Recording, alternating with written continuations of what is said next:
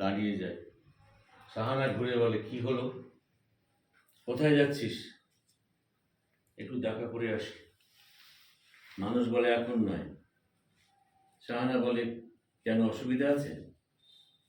মানুষ বলে, ডাক্তার এসেছেন, এখনো মিট করার পারমিশন দেননি। বীরু বলে, হ্যাঁ রে মানুষ, জ্ঞান কি খবরটা পায়নি? টেলিগ্রাম করেছি নাকি টেলিফোনে? মানুষ বলে, কেন, তোমার কি কোনো সন্দেহ আছে? বীরু বলে, না, তবে আজও দুপুর গড়িয়ে বিকেল হয়ে গেল, 7 দিন এখনো পর্যন্ত আসার নাম নেই। মানুষ বলে, বাঁধ ইন্সপেকশনে গেছে, দেখো অফিসের কাজে ফেসে গেছে কিনা।